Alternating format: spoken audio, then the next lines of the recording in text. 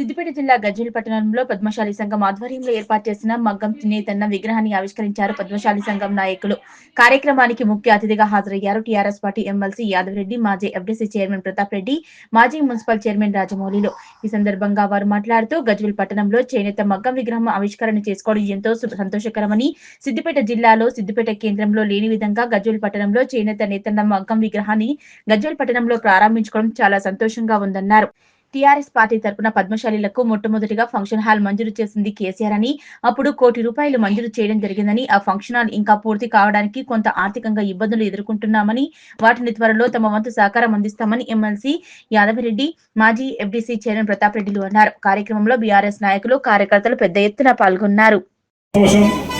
ఇప్పటిదాకా పెద్దలు మాట్లాడుతూ ప్రతి గ్రామంలో కూడా స్వతంత్రంలో కానీ, స్వతంత్రం రాకముందు కానీ, స్వతంత్రం వచ్చిన తర్వాత భారతదేశానికి కూడా నేతన్నల ప్రాముఖ్యత ఎంత ఉంటుంది అన్నది ఇలా ప్రతి గ్రామంలో ప్రతి వ్యక్తికి తెలిసిన విషయమే.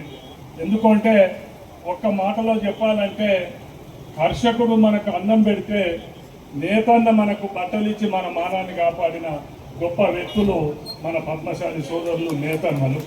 ఎప్పుడు మనం మరవలేము. అందుకే మనము స్వతంత్ర కొరకు పోరాడినప్పుడు కూడా మహాత్మా గాంధీ దాని ప్రాముఖ్యతను గుర్తెరిగి రాట్నాన్ని చేతబట్టుకొని స్వదేశాన్ని మనం కాపాడుకోవాలి, విదేశాన్ని బహిష్కరించాలని మనం స్వదేశీ బట్టలనే వాడాలనే ఉద్దేశంతో వారు కూడా పెద్ద మొత్తంలో స్వాతంత్ర ఉద్యమ కాలంలో కూడా చాలా చాటి చెప్పడం జరిగింది. అంతేకాదు, మనందరికీ తెలుసు, తెలంగాణ సాధించుకోక ముందు మన బతుకులు గ్రామీణ ప్రాంతాలలో అన్ని రకాల కుల వృత్తుల జీవితాలు కూడా అగమ్య గోచరంగా ఉండే. ఒక రకంగా చెప్పాలంటే ధోబి వాళ్ళు బాంబాయికి అట్లా బతకబోయేది, పద్మశాలీలు భీమండి సూరతులకు ఇక్కడ బతకలేక అక్కడ బతకపోయిన రోజులు చాలా ఉండే. అంటే ఒక రకంగా బతకలేక వలసలు పోయిన ప్రాంతం మన తెలంగాణ రాకముందు. కానీ అదృష్టం కొద్దీ కేసీఆర్ గారి నాయకత్వంలో తెలంగాణ వచ్చిన తర్వాత ప్రతి గ్రామంలో ప్రతి కుల వృత్తులను కూడా బలోపేతం చేసి వాళ్ళకు జీవనాధారం గడిపేయడంలో జరిగింది. అందులో భాగంగా మన నేతన్నలకు కూడా మనకు కెమికల్స్ దాంట్లో వాళ్ళని మొగ్గాలు నేర్చుకుంటందుకు కానీ, దాని కెమికల్స్ కానీ సబ్సిడీ ఇవ్వడంతో పాటు బీమా సౌకర్యం కూడా ఏర్పాటు చేసి అందరికీ 57 సంవత్సరాలకే పెన్షన్ ఇస్తే నేతన్నలకు 50 సంవత్సరాలు పైబడ్డాకనే వాళ్లకు పెన్షన్ ఇవ్వాలనే ఆలోచన కేసీఆర్ గారు చేశారు. దానికి కారణం ఏంటంటే, వీళ్ళు రంగుల మధ్యన పని చేసుకుంటారు, కుల వృత్తిరీత్యా పరంగా వాళ్ళ ఆరోగ్యం త్వరగా దెబ్బతింటుందని వాళ్ళకు 50 సంవత్సరాలు నిండితే వాళ్ళకు పెన్షన్ సౌకర్యం కల్పించిన ఘనత మన కేసీఆర్ గారిదని మనందరికీ తెలుసు. కాబట్టి దయచేసి ఇప్పటిదాకా సోదరులు చాలా చెప్పిండ్రు. గతంలో కూడా మా మాదార్ సీను పద్మశాలి సోదరుడే మార్కెట్ కమిటీ ఇచ్చినాం, భాస్కర్ కూడా పద్మశాలి సోదరుడే మున్సిపల్ చైర్మన్ చేసినాం. చింత ప్రభాకర్ ఉమ్మడి జిల్లాలో పార్టీ పరంగా ఒక ఎమ్మెల్యేగా అవకాశం వచ్చింది, ఎల్రమణ గారికి ఎమ్మెల్సీగా అవకాశం వచ్చింది. బీఆర్ఎస్ ప్రభుత్వం గతంలో ఎప్పుడు కూడా పద్మశాలి సోదరులను కడుపులో పెట్టుకొని కాపాడుకుంటుంది. వారికి అన్ని విధాల అండదండలుగా ఈ ప్రభుత్వం కేసీఆర్ గారి నాయకత్వంలో ఉంటుందని తెలియజేసుకుంటూ, స్థానికంగా వచ్చేప్పటికీ మా వంతు కృషి మేము గతంలో చేసినాము, రేపు కూడా చేస్తామని తెలియజేసుకుంటున్నాం. ఇప్పటిదాకా చెప్పినప్పుడు ఎక్కడ కూడా వాస్తవానికి ఏ నియోజకవర్గ హెడ్ క్వార్టర్లో కూడా కుల భవనాలు ఎక్కడా లేవు, ఒక సిద్దిపేట గజ్వేల్ తప్ప. అందులో అన్ని కుల భవనాలతోటి పద్మశాలి సోదరులకు కూడా పద్మనాలి భవనం కూడా ఏర్పడడం జరిగింది. అది కొంత అసంపూర్తిగా ఉన్నదన్న వాస్తవం కూడా రాబోయే రోజుల్లో మీ అందరి సహకారంతో, మా సహకారంతో కూడా ఇప్పటిదాకా చెప్పినట్టు గతంలో మాకు సిడిబి ఫండ్స్ ఉండే, కాన్స్టిట్యున్సీ డెవలప్మెంట్ ఫండ్స్ అని ఉండే. ఈ ప్రభుత్వం వచ్చిన తర్వాత ఆపిపెట్టింది. ఒకవేళ మళ్ళీ రాబోయే రోజుల్లోకి ఇట్లా ఆ ఫండ్స్ ఈ ప్రభుత్వం మాకు రిలీజ్ చేస్తే తప్పనిసరి నా ఎమ్మెల్సీ ఫండ్స్ నుంచి 10 లక్షల రూపాయలు ఆ భవనం పూర్తి అయ్యేందుకు నేను సహకారాలు అందిస్తాను. అంతేకాకుండా కూడా మా పద్మశాలి కుటుంబ సోదరులకు కానీ వారికి ఏ అవసరం వచ్చినా స్థానికంగా నేను కానీ నా స్థానిక నాయకులను కానీ మీకు అందుబాటులో ఉండి మీకు ఎప్పటికీ ఎల్లవేళలా మీకు అందుబాటులో ఉండి సహకారాలు అందిస్తామని తెలియజేసుకుంటూ, ఈ అవకాశం ఇచ్చిన మా వేదిక ఉన్న పద్మశాలి పెద్దలకు మీ అందరికీ కూడా పేరు పేరున మళ్ళొక్కసారి చేనేత అంతర్జాతీయ చేనేత దిన శుభాకాంక్షలు తెలియజేసుకుంటూ ధన్యవాదాలు. పద్మశాలులు ఒక మంచి గుర్తింపు ఉన్నటువంటి సమాజం. నేను మొన్న బాంబేకి పోయినాను. బాంబేలో పద్మశాలి సంఘం అధ్యక్షుడు హరిప్రసాద్ గారు కలిశారు. నన్ను ఈవినింగ్ అక్కడికి పిలిచి ఆహ్వానించి సన్మానించారు. అక్కడ 72 గ్రామాలకు సంబంధించినటువంటి పద్మశాలులు దాదాపు 60-70 సంవత్సరాల క్రితమే వెళ్ళి బాంబేలో సెటిల్ అయ్యారు. బాంబేలో, సూరత్లో ఉన్న, గుజరాత్లో ఉన్న, భీమండిలో ఉన్న, దేశంలో ఎక్కడ ఉన్నా మన తెలంగాణ బిడ్డలే పైచేయి పద్మశాలి అని చెప్పి సందర్భంగా తెలియజేస్తా ఉన్నా. ముఖ్యంగా పద్మశాలులు అంటే వాళ్ళకు ఒక మాటకు కట్టుబడి ఉండేటువంటి వ్యక్తులు, నీతికి నిజాయితీకి దగ్గరగా ఉండేటువంటి వ్యక్తులు, విశ్వసనీయతకు మారిపోయారు పద్మశాలి అని చెప్పి సందర్భంగా తెలియజేస్తా ఉన్నా. ఎందుకు అంటే వాళ్ళు ఏదైతే మాట ఇస్తారో ఆ మాట కట్టుబడి ఉండేవాళ్ళు. నేను గతంలో కేసీఆర్ గారిని ఒక మాట అడిగిన, సార్ మన గజ్వేల్ నియోజకవర్గంలో విపరీతంగా కాటన్ వస్తుంది, మరి ఇక్కడ చాలా మంది పద్మశాలి ఉన్నారు, గజ్వేల్ జిఐడిసి పెట్టుకొని స్పిన్నింగ్ మిల్స్ పెడదాం సార్, ఇక్కడ దాచారం పక్కన 180 ఎకరాలు ఉన్నది, అక్కడ ఇండస్ట్రియల్ ఓన్లీ స్పిన్నింగే పెడదామని చెప్పి గతంలో కేసీఆర్ గారిని అడిగాను.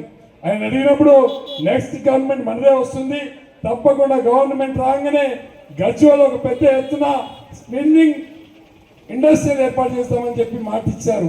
కానీ దురదృష్టవశాత్తు ప్రభుత్వం అయింది, వచ్చే ప్రభుత్వం మాదే, తప్పకుండా గజ్వేల్లో స్పిన్నింగ్ మిల్ ఇండస్ట్రీస్ ఏర్పాటు చేసి ఇక్కడ ఉన్నటువంటి పద్మశాలి యువకులకందరూ కూడా ఉపాధి కల్పించే విధంగా ముందుకు తీసుకెళ్తామని తెలియజేస్తా ఉన్నాం.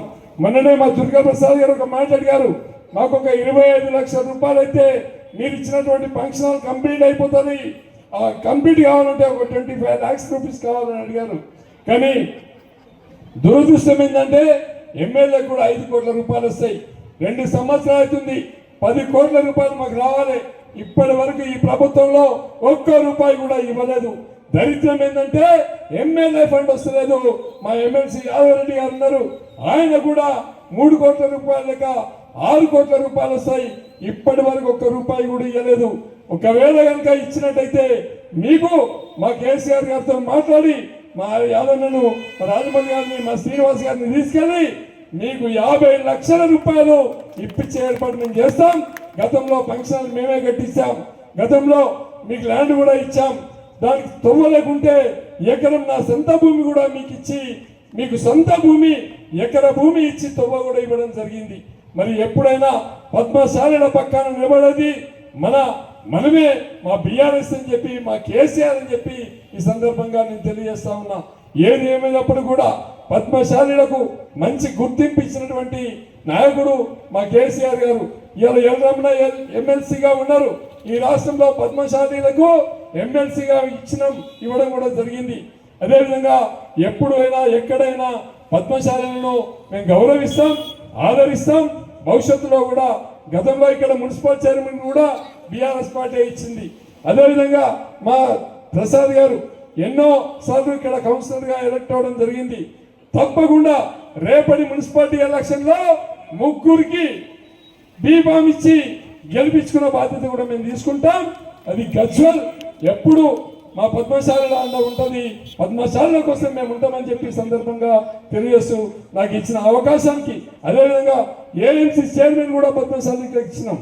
అంటే ఎప్పుడు కూడా బీఆర్ఎస్ పార్టీ పద్మశాలుల పక్కన నిలబడింది, పద్మశాలుల కోసమే పనిచేసిందని చెప్పి సందర్భంగా తెలియజేస్తూ భవిష్యత్తులో కూడా గజ్వేల్ ఇంకా బాగా అభివృద్ధి జరగాలనుకుంటే, గజ్వేల్ ఇంకా ముందుకు పోవాలంటే, నీతికి నిజాయితీకి అడ్రస్ గా ఉండాలంటే మీరు బీఆర్ఎస్ పార్టీకి, కేసీఆర్ గారికి మీ మద్దతు ఇవ్వాలని చెప్పి సందర్భంగా తెలియజేస్తూ జై నేతన్న, జై పద్మశాలి.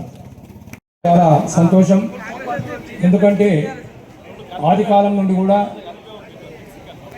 మనము అప్పుడు పూర్వీకులు ఆకులు అలముతోటి వారి శరీరాన్ని కప్పుకొని జీవించేటువంటి ఆ రోజుల్లో తదుపరి కాలానుగుణంగా మానవ సంరక్షణ, అలాగే వారి యొక్క ఉన్నతి, అభివృద్ధి జరిగే దిశగా చైతన్యులు వారు చెమటోడ్చి వారి యొక్క రక్తాన్ని ధారపోసి ఈ వస్త్రాలను నేసి మన సమాజానికి అందించడం అనేది చాలా గర్వించదగ్గ విషయం. అందుకే చేనేత అన్నల కష్టము వారికి ఎంత చేసినా తక్కువనే.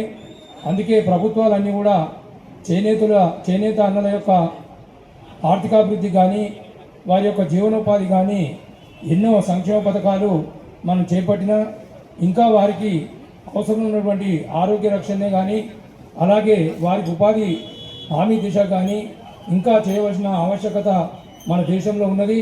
అందుకే చేనేత అన్నల యొక్క కష్టాన్ని మనం వెలకట్టలేనిది కాబట్టి ఈ సందర్భంగా జాతీయ చేనేత కార్మిక దినోత్సవానికి రాష్ట్ర వ్యాప్తంగా దేశవ్యాప్తంగా ఉన్నటువంటి పద్మశాలి సోదరులందరూ కూడా నా హృదయపూర్వక శుభాభినందనలు తెలియజేస్తూ ఈరోజు మన గజ్వేల్ పట్టణంలో నడిబొడ్డులో ఏదైతే చేనేత సహకార సంఘం ఉందో మేమంతా పాత గజ్వేల్ పట్టణంలో ఇది ఒక కూడలి కాబట్టి ఈ కూడలిలో చేనేత కార్మిక విగ్రహాన్ని అద్భుతంగా నిర్మించి ఈరోజు మనకు అందరికీ కూడా ఒక చక్కని కార్యక్రమాన్ని ఏర్పాటు చేసినటువంటి స్థానిక పద్మశాలి సంఘం అధ్యక్షులు వారి కార్యవర్గం యువజన సంఘం అలాగే ప్రతి పద్మశాలి సోదరుని కూడా నా హృదయపూర్వక ధన్యవాదాలు తెలియజేస్తూ రాబో దినాలలో కూడా పద్మశాలీలు మనమందరం కూడా ఒక మంచి అభివృద్ధి బాటలో పయనించి సమాజానికి ఇంకా సేవ చేసి మీ యొక్క హక్కులను సాధించుకునే దిశగా మీరందరూ పనిచేయాలని కోరుకుంటూ మా వేదిక పైనటువంటి